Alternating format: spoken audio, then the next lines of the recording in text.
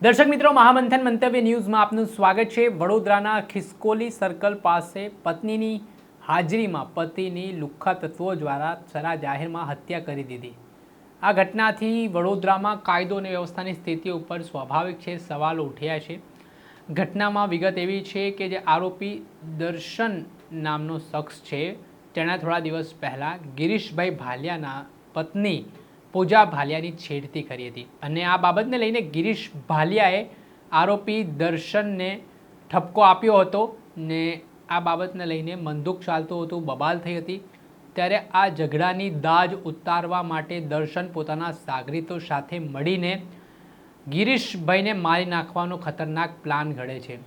ગઈકાલે સાંજની વાત છે, જ્યારે ગિરીશભાઈ પોતાના પત્ની સાથે મંદિરે દર્શને જઈ રહ્યા હતા। દરમિયાન આરોપી દર્શન ત્યાં પહોંચે છે ને ગિરીશભાઈને આંતરીને ગાળાગાળી કરવા લાગે છે, મારામારી થાય છે ને આટલામાં દર્શન અને તેના સાગરીતો વડે છરીના આડેધડ ઘા મારીને ગિરીશભાઈને ઘટના સ્થળે જ મોતને ઘાટ ઉતારી દે છે। આ ઘટનાથી પીડિત પરિવારજનોનું હૈયાપાટ ઉદન સામે આવ્યું છે।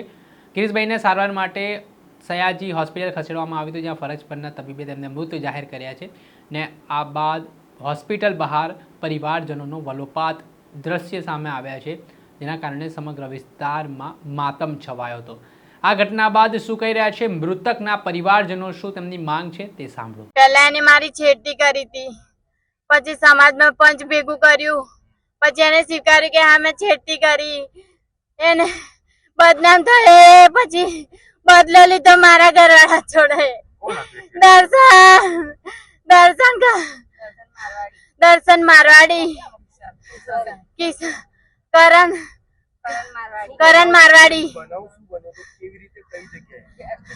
ખિસકોલી મારી જોડે બેઠો તો મારો ઘરવાળો મારી જોડે, અમે દર્શન કરવા ગયા હતા, મારી જોડે હાથ ખેંચીને એને લઈ ગયો, ફોન કર્યા, ફોન નહીં ઉઠાયા, વાત કરી કોકે હાથ ખેંચીને મારી જોડે થી લઈ જાઓ ને ત્યાં મારી આમો ચકો ગાલ્યા, ચાર ચકો મારી આમો ગાલ્યા। મને જતા જતા તો મારા ઘરવાળા મારા ઘોડામાં બેભાન થઈ ગયો।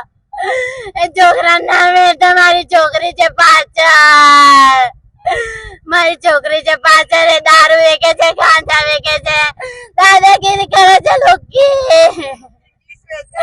ઇંગ્લિશ વેચે છે, દારૂ।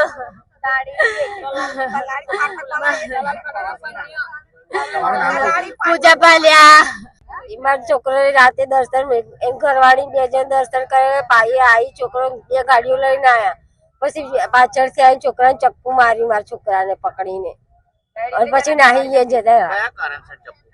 એમને ઝઘડો, મારી બહુ પાછળ પડી ગયેલો, એને હાથ પકડી લઈ જતો હતો।